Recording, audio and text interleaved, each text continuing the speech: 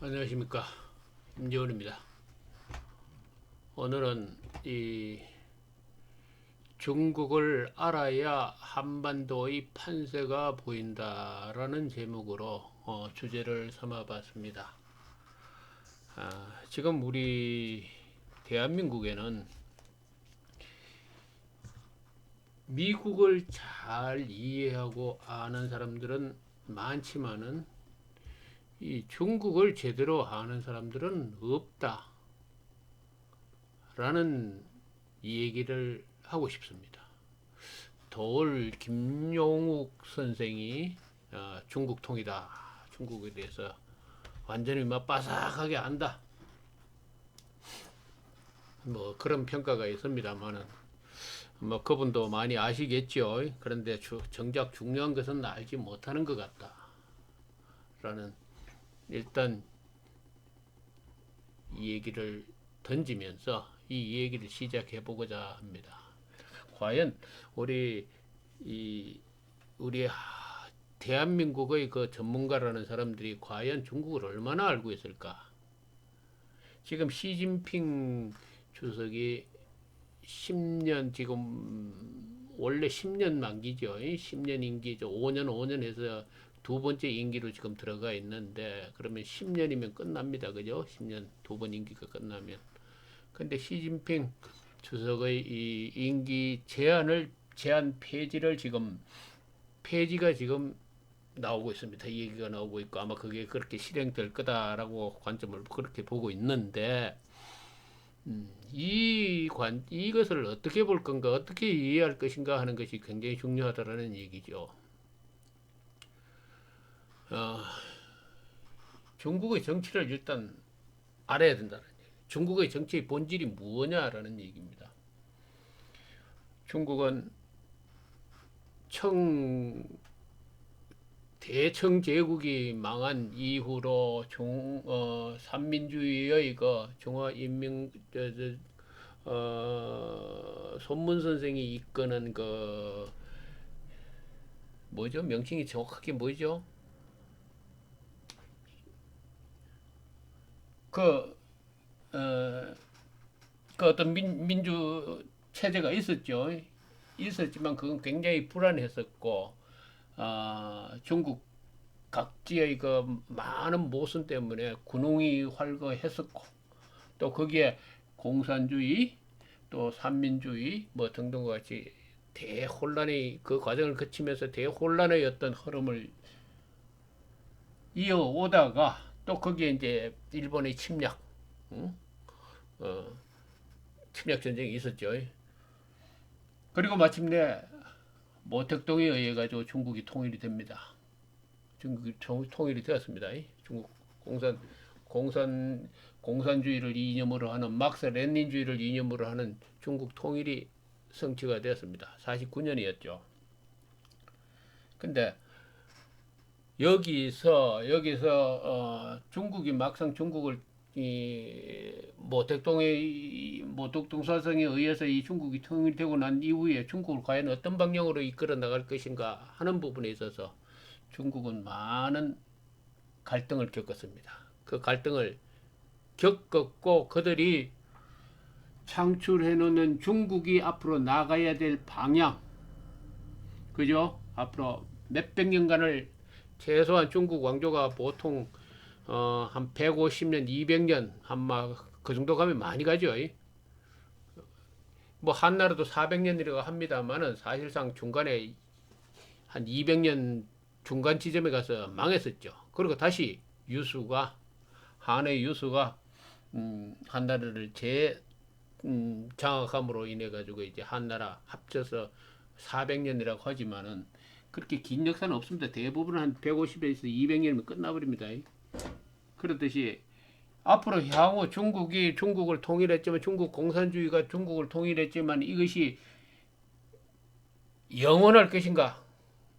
여기에는 굉장한 의문이 있죠. 만약에 어떤 독재자가, 어떤 패자가 중국을 통일했다 합시다. 그럼 그 이념이 과연 오래 가는가 하는 문제에서는 보통 한 150에 200년을 갑니다. 이 부분에 있어서 중화인민공화국을 건국할 그 당시에 중국 지도자들이 많은 고민을 했으리라고 봅니다. 150년에서 200년간은 이 중국의 수명, 그래서 많은 얘기가 나왔죠. 그래서 기본적으로 중국의 이념을 어떻게 잡았다? 중화인민공화국, 중국은 중국 인민의 것이다. 인민민주 독재라는 개념을 잡았습니다. 다시 말해서 제왕의 천하가 아니고 황제의 천하가 아니고 이 인민의 천하다, 인민의 독재다라는 이 기본 골격을 잡았죠. 그리고 중국 역사가 2000년 지금 19세기 20세기가 지금 2000년에서 한 3000년이 되는데 그 역사를 살펴보면은 끊임없이 왕조가 멸하고 흥하고 이걸 계속 반복해 왔잖아요. 그죠? 자, 여기서 무엇을 잡았을까요, 그들은? 연속혁명, 그죠? 혁명은 끊임없이 이루어져 왔었다. 중국의 역사에서. 연속혁명이라고 그러는 얘기가 60년대, 70년대에 그때 많이 나왔었습니다. 많이 회자됐어요. 그때 우리나라의 지식인들, 지금은 8, 90대 아마 지금 다 대부분 돌아가셨겠지만은 그분들은 이거 연속혁명을 어떻게 받아들였냐 하면은 소련의 이거 볼세비키 혁명, 그거와 같이 또는 각종 그 혁명의 그것과 같이 굉장히 혼란스러운 말 맞다나 사람을 죽이고 심판하고 때려잡는 그런 끊임없는 끔찍스러운 혁명을 생각했습니다. 그죠? 그런데 중국 당시의 중국 지도자들이 이 연속 혁명을 얘기할 때 바로 그런 의미로 해서 그 연속 혁명을 얘기했을까요? 그렇지가 않죠. 다시 말해서 연속 혁명이라는 것은 끊임없는 개혁을 얘기합니다. 끊임없는 개혁. 끊임없는 개혁을 인민민주주의 공화국 다시 인민독재를 얘기하면서 끊임없는 연속 혁명을 얘기합니다. 다시 말해서 인민의 독재에 의한 계속 혁명을 얘기하는 거죠. 이건 뭐냐면은 인민의 뜻에 따라서 위에 있는 정권의 모양이라든 모습은 인민의 뜻에 따라서 끊임없이 2000년, 3000년의 역사가 말해오는 그와 같은 그런 변화를 인민 독재라고 그러는 그 기본틀 하에서 끊임없이 변화시킨다. 이런 얘기가 되겠죠. 그죠? 그래서 이 왕조의 수명이 150에서 200년밖에 안 되는 것을 영원하게 만들기 위해서는 이것을 1000년, 2000년, 만년의 어떤 국가의 시스템으로 만들기 위해서는 뭐가 필요한가? 인민 독재에 의한 연속 혁명이 필요하다. 이런 개념을 잡았다는 얘기죠. 당시 중국 지도자들이. 그래가지고 자, 처음에 시작은 큰 혁명, 다시만 제1차 혁명이 무언가 하면은 바로 문화대혁명입니다.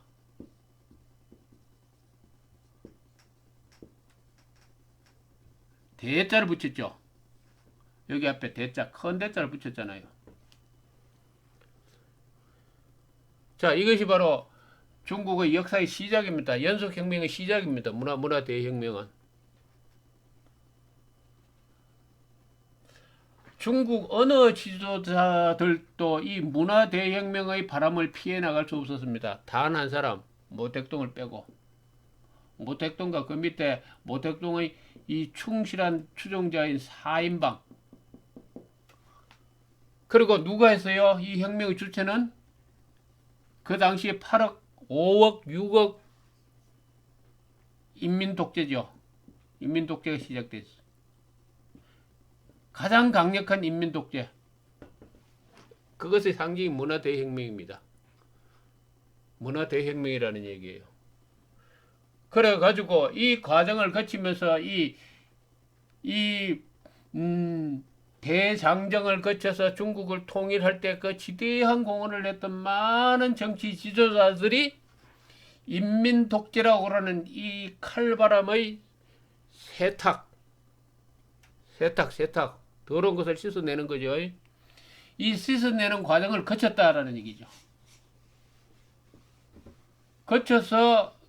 거쳐가지고 깨끗이 빨아진 빨랫감 같은 자들이 언제 등장했느냐 하면은 문화대혁명이 끝나고 난 다음에 등극을 했습니다. 가장 그 대표적인 인물이 덩소평이죠. 덩소평입니다. 또 문화대혁명 기간에 많은 지도자들이 또 피해를 받고 또 사망하기도 했습니다.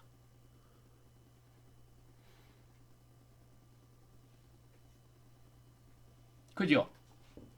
이건 무슨, 이 기본 패턴은 뭘 의미하냐면은 해겔의 변정법적인 그 역사관과 맥을 같이 합니다. 역사라고 그러는 것은 정반합 같이 이렇게 반대와 반대가 서로 어떤 이렇게 이쪽 반대와 이쪽 반대의 과정을 거치면서 결국은 중간을 찾아간다. 이것이 합쳐져서 정과 반이 합쳐서 중간을 찾을 수 있다라는 얘기, 올바른 역사를 찾아간다라는 얘기죠. 그런데 이 정반합이라는 것은 완벽하지 못하기 때문에 이 방한대를 찾아갈 때에 어긋난다라는 얘기죠. 어긋나가지고 다시 되돌아옵니다. 또 되돌아오죠. 이것도 마찬가지입니다. 정이라는 것이 왔다가 다시 반으로 변하고 반으로 갔다가 정으로 변하고 이 과정이 역사에서는 왜 한순간에 완벽해질 수 없기 때문에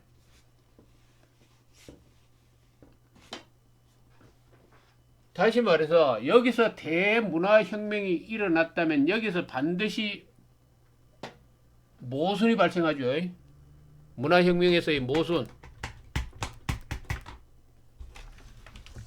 문화대혁명에서의 모순이 발생합니다. 이 모순을 딛고 뭐가 탄생했냐면은 덩소평이 이끄는 개혁개방이라고 그러는 개념이 탄생합니다. 그죠? 정반합이죠. 그리고 여기 개혁개방이라고 그러는 이 문제가 이 과정을 거치면서 다시 반의 문제가 다시 여기에서 모순의 문제가 발생하죠. 여기서 받은 것이 뭐냐면 지금 시진핑 체제라는 얘기죠. 개혁개방의 문제에서 받은 것이. 자, 이렇게 요동을 칩니다. 이렇게. 여기에 이 덩소평 개혁개방의 문제점을 시진핑 체제가 받아서 이것을 이 모순을 극복하는 과정에 있다라는 얘기죠. 정반합의 개념과 이 요동치는 역사의 이 흐름, 마치 황하의 물길이 끊임없이 길게 요동치면서 중국 대륙을 가로지르듯이 중국의 정치의 역사는 마치 황하의 물과 같이 요동치면서 흐른다는 얘기지.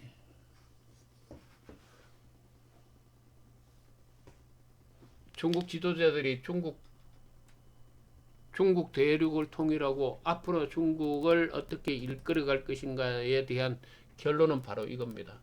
중국을 앞으로 이러한 정치의 형태로 이끌어갈 것이다라는 걸 이미 언제 결론을 내렸어요? 1960년대에 내렸다는 얘기예요. 대문화혁명을 시작하기 전에 그것을 결론 내려가지고 앞으로 중국은 이런 방향으로 이끌어갈 것이다. 그리고 모든 차후에 중국의 지도자가 되기를 바라는 사람은 문화대혁명의 세탁 과정을 거쳐라. 라는 합의하에서 시작된 것이 대문화혁명이라는 얘기입니다.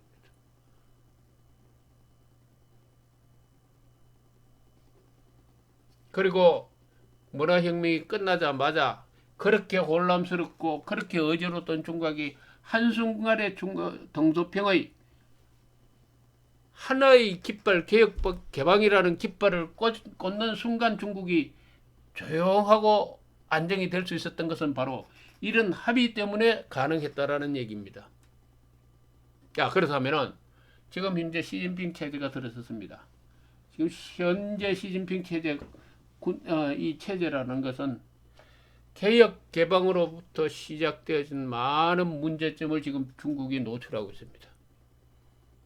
또 개혁 개방의 많은 성과를 충분하게 지금 중국은 흡수했습니다. 자, 이 문제를 개혁 개방에서 노출된 이 문제를 어떻게 해결할 것인가, 무엇을 어떻게 해결할 것인가에 대한 그 반대 투쟁에 이미 들어가 있었다라는 얘기죠. 이것을 위해서 지금 시진핑 체제는 존재한다.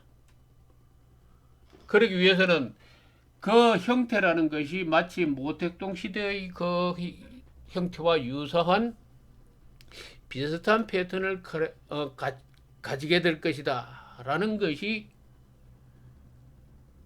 중국을 바라보는 가장 정확한 시각입니다. 나는 이 얘기를 1980년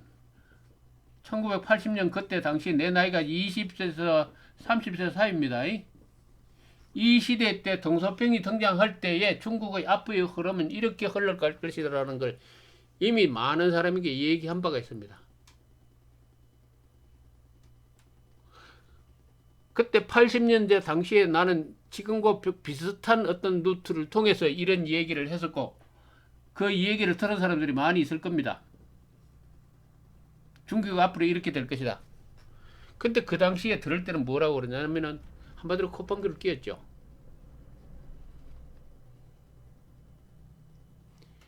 중국은 통일을 해놓으니까 중국을 어떻게 이끌어 갈지를 감당을 못하다가 궁지에 몰린 모택동에 의해 가지고 대문화 대혁명이라고 그러는 그 터무니없는 구판을 벌리다가 이제 망해가니까 덩소평이가 나타나서 중국을 다시 이제 다잡아 가지고 앞으로 중국은 개혁 개방으로 앞으로 잘 살게 될 것이다.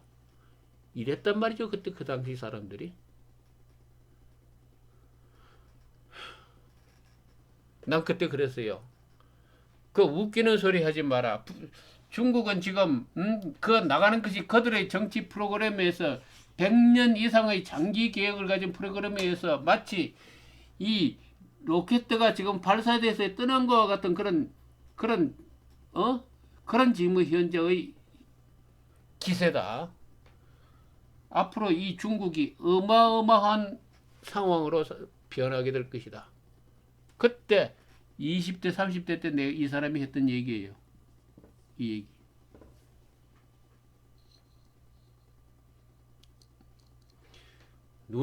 눈에 뭐가 들어갔는지 조금 까칠까칠해요.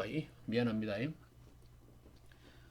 그 중국이 지금 현재 이 상황에 오니까 또 뭐라고 그러냐면 앞으로 그러거든요. 대한민국의 이 돌파리들이 워낙 많아요. 돌파리들이. 중국 얼마 있으면 분열될 것이다. 그리고 중국은 앞으로 미국 등 어떤 이 세계 경제의 그 어떤 시스템 속에 들어왔기 때문에 앞으로 중국은 뭐 어떻게 될 거다? 뭐 그런 얘기 많이 했죠. 결코 중국은 미국을 앞지르지 못할 것이다. 등등. 그 중국은 앞으로 별거 아니다. 어차피 뛰어봤자 개발도상국에 불과하다. 뭐 등등. 그죠? 온갖 전망을 다 내놓습니다. 그러나 지금 앞으로 중국은 굉장히 다른 방향으로 흘러갈 겁니다. 왜? 그들의 힘을 더욱더 강화하고 단련하기 위한 그런 방향으로 흘러갈 거라는 얘기죠. 지금 얘기가 나오고 있는 게 시황제라는 얘기가 나오고 있죠. 모택동의 라인과 비슷한 노선과 비슷한 과정으로 흘러갈 겁니다. 왜?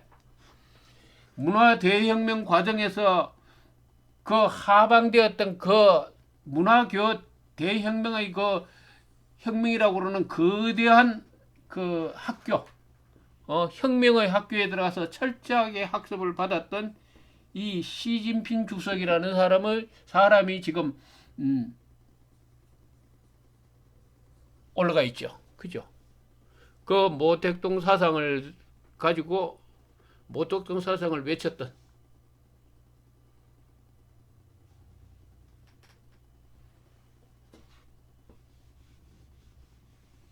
그리고 바닥에서부터 철저하게 중국 인민들과 같이 생활을 같이 한 사람이 지금 최고의 권좌 위에 올라가 있습니다.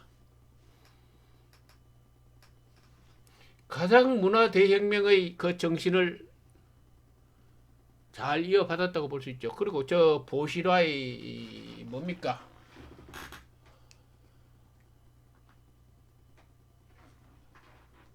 중경 그 시장이었나요? 그 사람과 이렇게 경쟁을 했을 때 이 보시라이 같은 경우에도 이 양반 같은 경우에도 굉장히 모택동 사상에 충실했죠. 그런데 이 경쟁에서 졌습니다. 기본적으로 제3세대는 이 다음 이번 시진핑 세대에는 모택동 또는 이 개혁 개방의 이 문제점을 깨뜨리기 위한 지도자가 앉게 되어 있었어요. 그 프로그램은 그렇게 흘러가고 있었다라는 얘기죠. 그 전혀 이상한 게 아닙니다. 지금 중국이 돌아가는 판에 그 판도가 자, 이 중국이 이러한 과정에서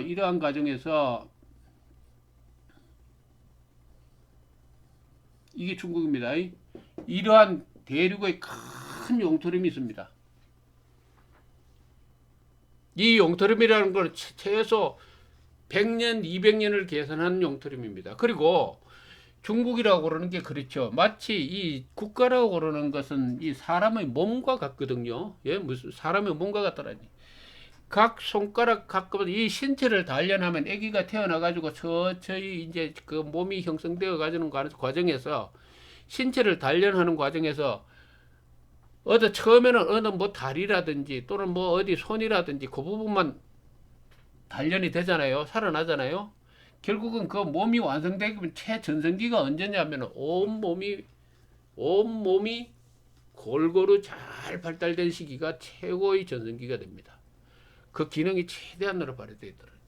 이 중국이라고 부르는 존재가 지금 발전을 시작해가지고 중국뿐만 아니라 이 동아시아가 이 발전을 시작해가지고 그들이 가지고 있던 숨어있던 각각 그 숨겨진 그 역량 전체가 작동을 시작하는 그 시기가 최고의 전성기가 될 겁니다. 근데 아직 이 중국이라고 그러는 이 지역 곳곳에 이 숨어있던 이 작은 이 잠재력이 있는 여기까지 이 개혁, 개방, 발달 중국의 번성이라고 그러는 이 핏줄 이 에너지가 아직 전달이 안 되어 있거든요. 자, 이것이 완전하게 전달되어 가지고 이것이 작동을 시작해서 서로 유기적인 관계로 긴밀하게 어떤 작동을 일으킬 때에 그때가 중국의 최고의 전성기라고 말할 수 있습니다. 최고의 전성기라고 말할 수 있어요. 최고의 전성기라고 말할 수 있는데 그 시기에 오려면 아직 멀었어요. 최소한 100년 보통 왕조가 성립되어서 한 100년 정도 이 정도 지나가지고 그 지위에 도달하니까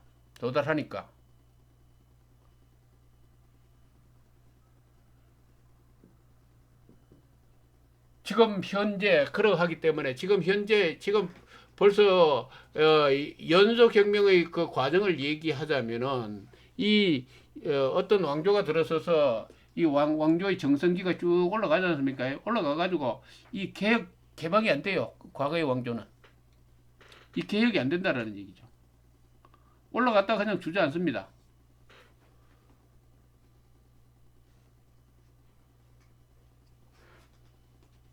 근데 이 모순을 극복하고자 하는 것이 바로 인민민주주의고 연속혁명이거든요.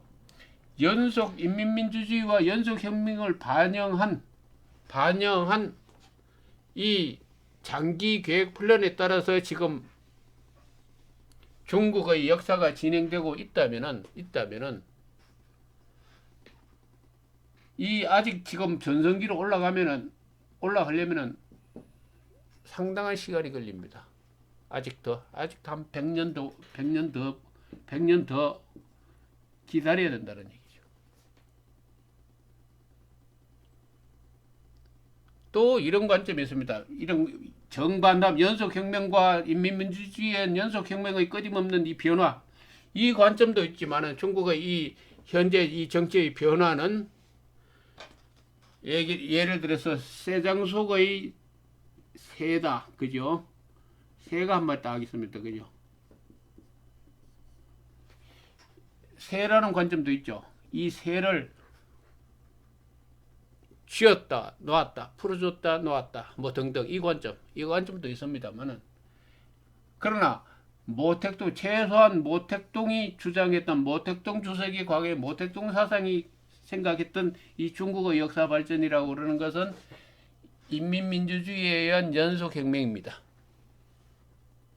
끊임없는 혁명. 이것에 의해서만이 중국의 역사를 다시 말해서 장대한 중국 역사를 그릴 수 있다라고 판단한 것으로 판단되어집니다. 그래서 앞으로 전혀 다른 지금 개혁 개방과는 전혀 다른 방향의 어떤 정치적인 흐름이 있을 것이다 라고 볼 수 있습니다. 그것은 굉장히 중국의 역사에 굉장히 플러스가 되는 방향, 중국의 발전을 위한 불가피한 선택의 관점에서 받아들여질 것이라는 얘기예요. 그렇기 때문에 또 어떤 그 방향으로 중국 대륙은 이렇게 흘러갈 겁니다. 이렇게. 또 어느 시점에 가서 문제가 또 다른 방향으로 돌아오겠죠. 문제가 생기면 돌아옵니다. 그렇다면은, 자, 이것을 안다면은, 이 흐름을 안다면은, 어떻든 간에 이 한반도에, 이 흐름을 안다면은, 이 한반도에 지금 문제가 있죠. 굉장히 큰 문제가 있잖아요. 한반도에 큰 문제가 있습니다. 이 어떻든 지금 중국이 개혁 개방 이후에 이 한국이 중국 쪽으로 많이 이제 같이 편입이 되었습니다. 그리고 최종적으로 박근혜 대통령이 어디 가요? 천안문 막루에 올라섰잖아요.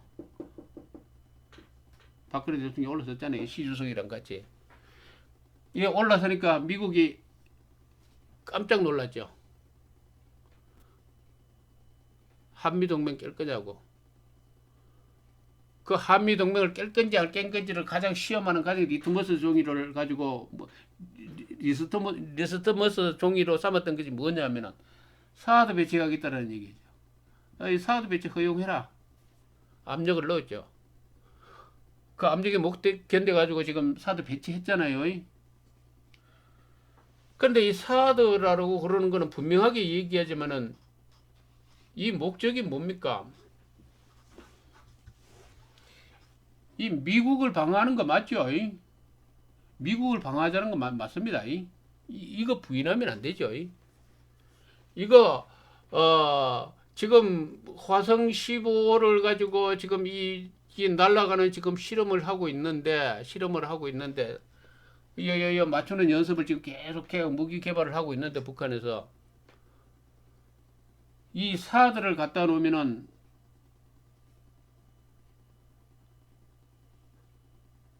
이 사드의 목적이라고 그러는 것은 미 태평양 사령부의 이 태평양 이 태평양 지역의 안보를 위한 어떤 그 전략 자산 배치 중의 하나입니다. 그죠? 배치 중의 하나라. 근데 이 사드를 배치함으로써 이 미국과 일본 등등의 이것을 보호하는 것이 주 목적입니다. 그것을 위해서 설치해 놓은 거 맞습니다. 설치해 놓은 건데 지금 이 사드 배치가 기본적으로 이 전 세계 여기서는 지금 중국의 이 평창과 미국이 이 평창을 막으려는 이 두 양대 어떤 그 힘의 균형이 존재하고 있는 이 상황에서 이 전략자는 이 사드를 배치함으로 인해 가지고 중국의 이 세계 전략과 미국의 이 전략이 충돌하고 있죠. 그죠? 충돌하고 있으니까 당연하게 중국의 안보를 해치는 것은 확실합니다. 이거 부인하는 사람들, 이거 아무 의미도 없는데 왜 자꾸 중국이 우리 한반도에 내정 간섭을 하느냐라는 얘기는 그건 궤변이죠. 중국을 단순히 그들은 중국을 이 뭡니까? 이 한반도 자기네들 그 미국 유학이나 갔다 와가지고 겨우 밥술깨나 먹고 있는 자기 입장과 똑같이 생각하고 있거든요. 중국이 그렇게 허약한 나라가 아니고 중국이 그렇게 작은 나라가 아니죠. 그렇게 소인배의 나라가 아니죠. 한마디로 이 중국은 굉장히 야심이 큰 나라입니다. 쉽게 얘기해서 세계의 그 판도를 바꾸고자 하는 야욕이 있는 나라인데 여기서 이 대한민국에서 미국의 태평양 전략의 가장 어떤 핵심적인 요소는 사들을 갖다 배치하니까 미국의 핵심 안보 역량에 중국의 그 안보에 심각한 위험을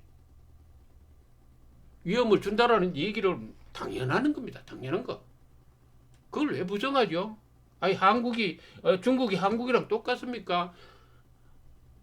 한국과 똑같으면은 여기 사들을 배치하든 여기 사들을 배치하든 여기 항공모함이 들어가든 중국이랑 한국이랑 똑같으니까 같은 미국 편이니까 같은 그 이익을 공정하니까 무슨 의미가 있느냐라고 이런 얘기를 하는 사람은 이건 돌대가리가 아니고 돌대가리 정도가 아니고 이건 바보예요, 바보.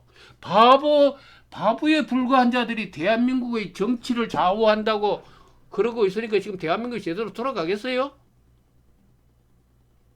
대한민국이 제대로 어떤 국방 정책이나 이거 제대로 성립이 되겠냐라는 얘기예요. 굉장히 심각한 안보 위협이 분명합니다.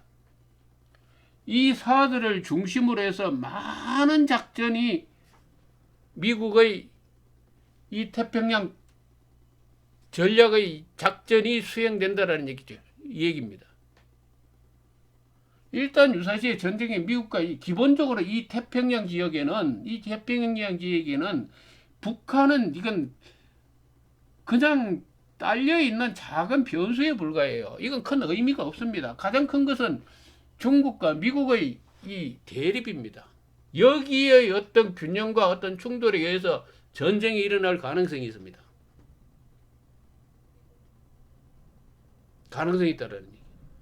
그랬을 때 가장 위험한 것이 뭐냐면은 이 사드죠. 이 사드 기지 이거 그냥 한 방 맞아요. 중국이 이 사드 못 때릴 것 같아요. 그리고 이거 사드 때린다고 그러니까 여기 겨냥하고 있다고 그러니까 한번 때리기면 때려봐라. 뭐 중국하고 싸우겠다고 뭐 그런 얘기를 합니다.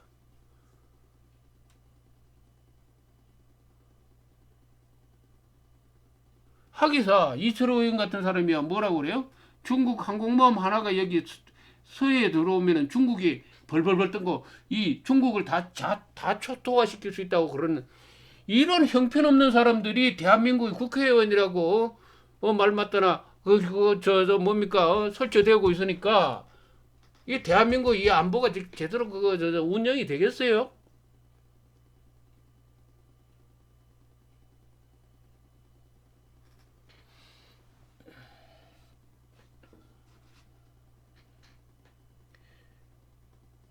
지금 현재 4월 위기설이라든지 등등 얘기가 많습니다. 머지않아서 미국이 북한을 폭격할 것이다, 공격할 것이다.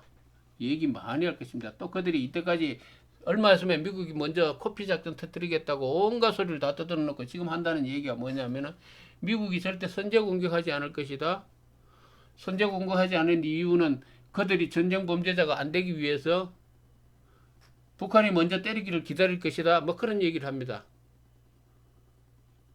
그 왜 말을 바꿉니까? 언제는 얼마 전까지는 미국이 먼저 때린다고 그 야단 법석을 치더니 나는 분명히 얘기했습니다. 몇 년 전부터 얘기했어요. 미국이 절대 북한을 때릴 수 없어요.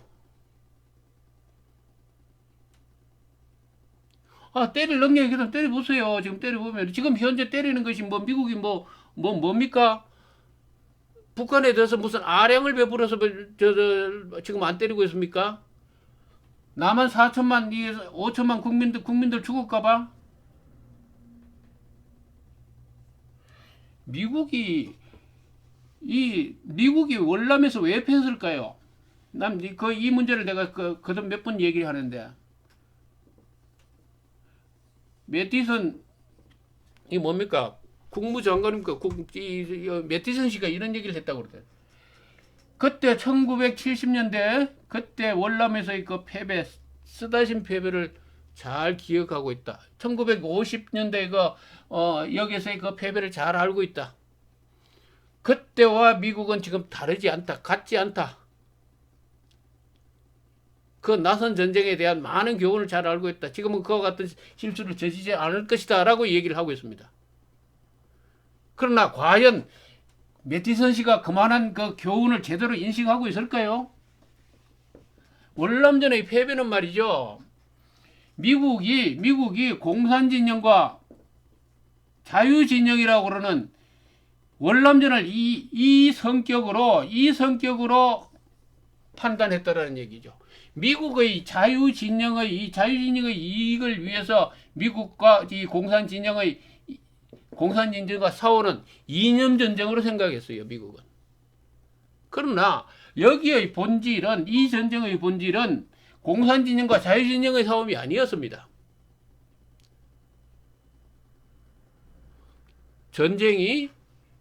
전쟁은 뭡니까? 정치의 연장이죠. 그 유명한 유럽의 그 유명한 우리 동양의 손자 병국과 그 같은 견줄 만한 그런 전략가가 있었죠. 내 지금 금방 생각이 안 나는데, 몰랐던 게 아니라 갑자기 생각이 안 나서 그럽니다. 그 양반과 마찬가지로 전쟁은 정치의 연장이죠. 정치의 연장이 또 전쟁이고, 그죠? 전쟁에서 전쟁을 이기게 하는 가장 큰 원동력이 뭐냐면 정치입니다. 이 정치적인 패턴, 이 바탕이 정치의 기본 이념이 제대로 깔려 있어야 전쟁에서 반드시 승리합니다. 이 이념, 정치의 이 기본 방향성, 이 바탕을, 정치라고 그러는 이 바탕을 잘못 설정해 버리면은 아무리 군사력이 강하고 이 전투 기술이 좋아도 절대 못 이겨요. 그래서 중요한 것은 그 베트남 전쟁에서 공산진영과 자유진영의 싸움이라고 그러는 이 터무니없는 정치 논리를 갖다 붙여놨으니까, 질 수밖에 없죠. 10년, 20년 전쟁을 하면 뭐합니까?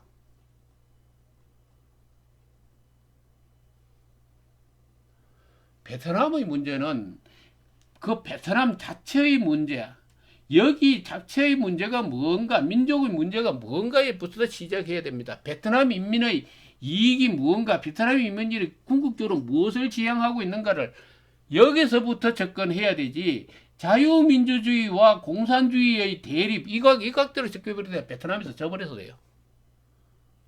지금 미국이 이 한반도에서 매티슨 씨가 내가 매티슨 씨에게 내가 묻고 얘기하고 싶은 것은, 지금 동영상이 나가고 있지만은 분명히 어딘가 어느 루트인가라는 반드시 매티슨 씨의 귀로 들어갈 거라고 봅니다. 왜냐하면 내가 블로그에 10년 이상의 글을 올렸지만은 그 일체의 모든 것이 다 체크되고 있다는 걸 난 알고 있기 때문에. 그렇다면 이 한반도 문제에 있어서도 이 북한과 이 관계, 이 공산진영과 자유진영, 이 관계의 관점에서 접근하지 말라는 얘기예요. 미국의 이익이라는 관점에서 접근하지 말라는 얘기입니다. 한반도 민족의 이 이해관계에 대해서 접근하면서 여기에 같이 병행해서 미국의 이익을 접목시켜야 된다는 얘기입니다. 아무리 전투 기술이 좋고 이 싸움의 기술이 좋다 할지라도 이것이 잘못되면은 미국은 이 한반도 정책에서 반드시 실패합니다. 자, 4월 위기설을 얘기합니다. 자, 위기설 그 뭐죠? 위기설의 그 최종 그게 뭐죠? 북한 폭격입니까? 여기 엄청난 포탄을 갖다 붙는 거예요. 그걸 갖다 부어서 뭐 어쩌게요? 그 결과가 뭔데?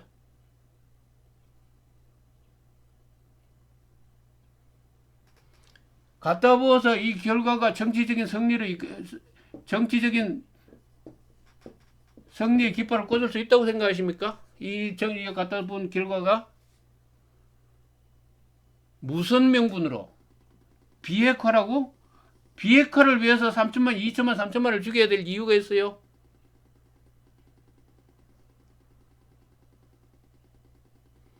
지금 한반도 위기설을 얘기하고 그따위 소리를 짓거리는 자들은 쉽게 얘기해서 이 미국에 대한 굉장한 맹신을 가지고 있고, 미국이라고 그러면 아무것도 생각할 줄 몰라요. 완전히 미국에 대한 맹점을 가지고 있어요. 이 고관점이. 미국만 알았지 다른 건 아무것도 몰라요.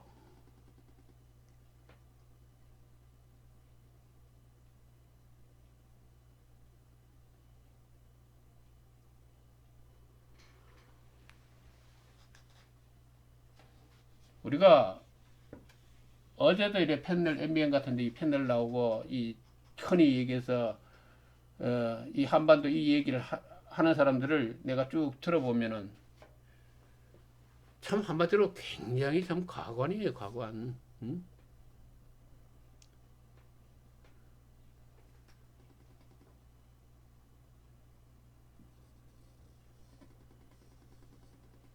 그리고 말맞다나 밀턴인가 그 양반이 얘기했듯이 북한이 핵을 가지게 되고 핵무력을 완성하게 되면은 최종적으로 완성하면 계속 압력을 넣는 이상 미국이 북한을 죽이겠다고 압력을 넣는 이상 또는 남북한이 극한 대립 다시 말해서 남과 북이 불구 대천의 원수로 그렇게 살아가는 이상은 한쪽을 잡아먹어야 살아남잖아요. 예? 이 투견이라고는 개가 두 마리 있다고 합시다. 서로 개가. 같은 이 투견은 어떻게 싸움을 시킵니까? 이런 개장 울타리 안에 집어넣죠. 이 좁은 이 안에 여기 들어가면은 이 개는 죽기 아니면 살기로 상대를 죽여야만이 자기가 살아남습니다. 이게 다시 말해서 충돌시키는 원리죠. 충돌을 시키면은 반드시 상대를 안 잡으면은 못 살아남아요. 남과 북의 이 문제에 있어서도 서로 충돌을 계속 야기시키니까 이 대립을 격화시키니까 말맞다나 핵을 가지면 최종 목적이 남한을 집어삼키는 거죠. 이 좁은 땅에서 개장 안에 들어가 투견을 집어넣은 거 마찬가지로 싸움을 계속 붙이니까 지금 싸움을 계속 붙이고 있잖아요. 그러면 당연히 핵을 가지고 뭘 가지든 어떻든 간에 한쪽이 한쪽을 잡아먹는 어떤 그런 이 밖에 없는 운명의 길을 가고 있습니다. 이걸 깨뜨려야죠. 예? 비핵화라고 그러는 이유 때문에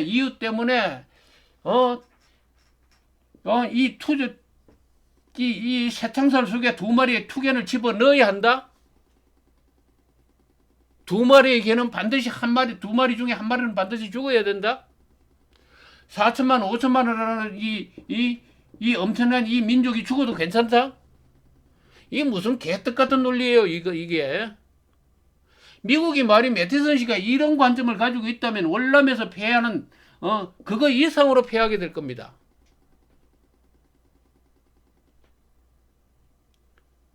월남 그때 70년대와 50년대 그 어리석었던 전쟁의 그것을 반복하지 않겠다라는 그 교훈을 얻었다고 하셨는데, 그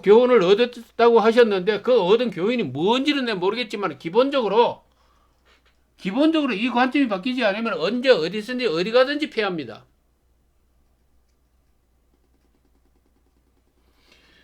미국이 당시에 이라크전 당시에 나는 이라크에 만약에 미국이 들어가게 된다면은 결국은 이 중동이라고 그러는 건 길고 긴 내전에 휩싸이게 될 것이다. 라고 얘기했습니다. 긴 내전이었죠. 미국이 이라크에 들어가서 그만한 효과를 발휘하지 못하고 아프가니스탄에 들어가서 그만큼 전쟁 효과를 발휘하지 못하고 지금 지지부진하는 이 상태가 전쟁이라고 그러는 엄청난 돈에 투입을 했으나 미국이 뭐 했죠? 그만한 성과를 얻어왔습니까? 못 왔죠?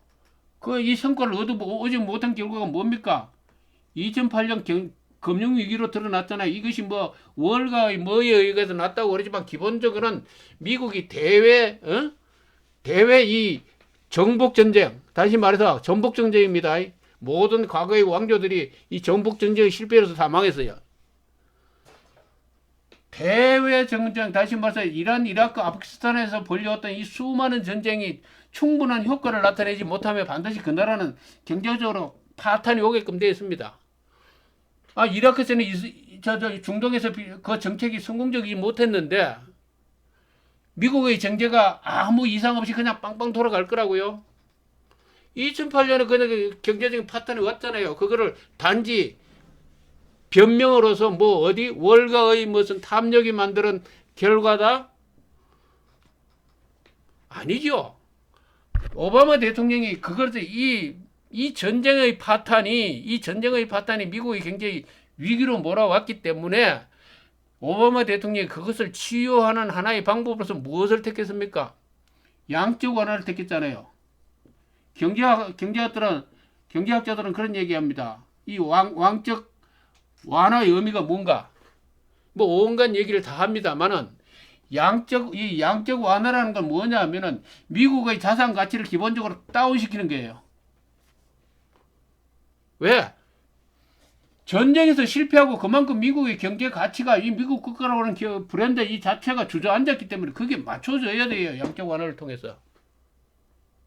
그렇기 때문에 지금 현재 미국이 제대로 돌아가는 상황이 됐잖아요. 이 양적 완화를 통해서 미국의 가치를 다운시켰기 때문에.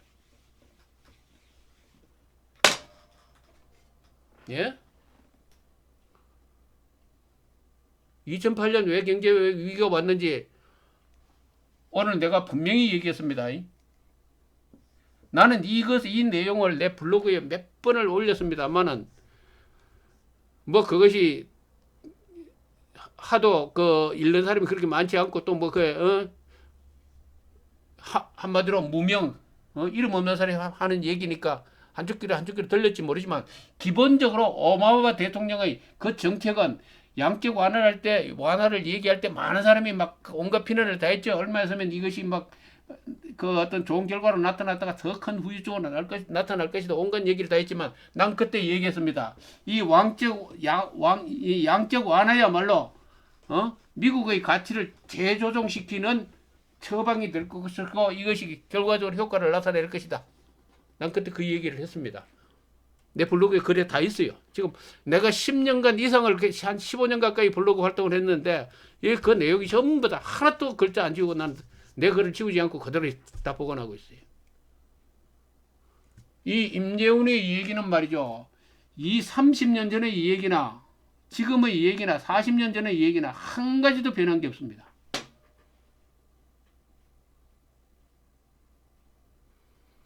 오늘 얘기는 내가 지금 벌써 48분, 49분이나 되기 때문에 너무 얘기가 길어지면은 산만해질 것 같고 그래서 하는 얘기인데 그럼 미국 지금 말맞다나 1차 비핵화가 실패하고 뭐 하면은 거친 어떤 뭐가 나올 것이다 이 얘기를 합니다. 능력이 있어서 때리세요. 능력이 있거든 때리시라는 얘기죠. 때려가지고 북한을 공격해가지고 성산이 있다면 때려야지. 내가 그걸 어떻게 막습니까? 내가 막는 것이 아니고 내가 뭐라고 얘기합니까? 그러나 내가 지금 얘기하고 있는 것은 이 한반도에서 존재하고 있는 이 이치, 정세의 이치를 얘기합니다. 듣고 합리적이고 타당하면은 선택할 것이고 의미가 없다면 버리시면 돼요. 이 한반도에 지금 작용하고 있는 이치가 뭔가? 중국은 팽창하고 늘어나고 확대되고 있습니다. 미국과의 지금 어떤 굉장한 어떤 투쟁이 있어요. 북한은 작은 종속 변수에 불과합니다. 미국이 여기서 한반도에서 잘못된 정치적인 선택을 한다면은 한반도 이 정세에 잘못된 정치적인 선택을 한다면은 미국은 영원히 이 한반도 이 동아시아에서 패배하게 될 거예요. 그 접근법은 미국의 이익의 관점에서 보지 말고 이 한반도의 민족의 이익의 관점에서 미국이 접근하라는 얘기예요. 그래야만이 미국이 월명에서 패하지 아니하고 월남전에서 패했던 그 과거의 실패를 되풀이하지 않는다 라는 얘기입니다.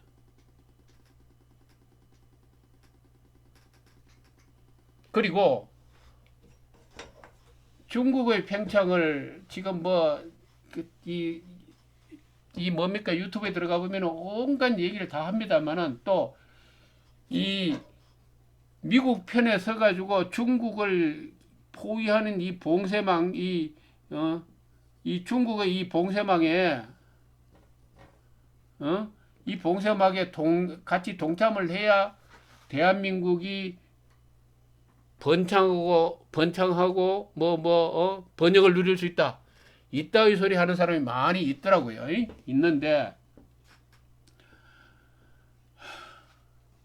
이 팽창하는 이 중국과 그것을 포위하려고 그러는 이 미국과 그 사이에 끼어가지고 최전방에 저격수가 되어가지고 어디 말맞다는 메뚜기 그 냄비 속에서 메뚜기 볶아 먹듯이 어디 볶일 일이 있습니까?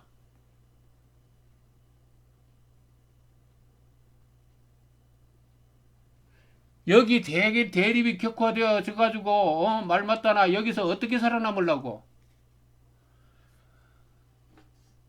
미국의 이 뒤쪽에는 프랑스라고 그러는 핵무장국가고 유럽이라고 그러는 이 엄청난 세력이 있고 유럽연합 또 오스트리아 많은 연합이 있어요. 또 인도 등등 많이 가려고 그러죠. 자, 여기서 북한이 핵무장을 했다고 합시다. 핵강국이 됐다고 합시다.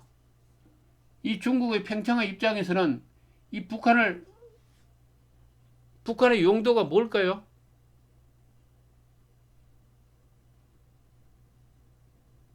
충분히 이용 가치가 있잖아요. 미국이 이런 식으로 나오는 이상은 미국 이 강경 정책이 그렇게 나오면 나올수록 이 북한의 이용 가치는 있다라는 얘기예요.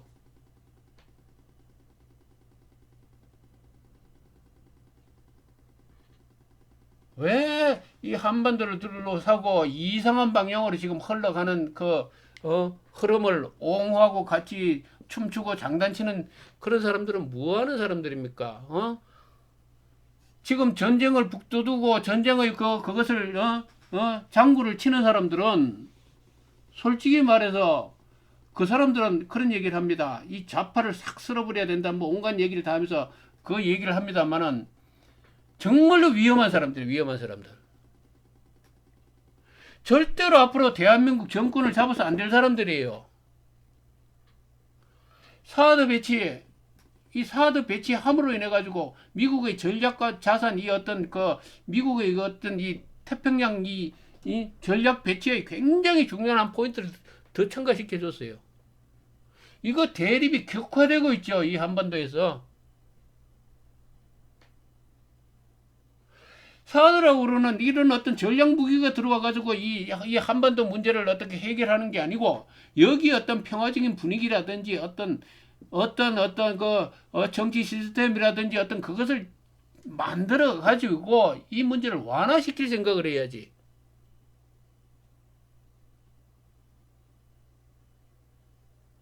안 그렇습니까?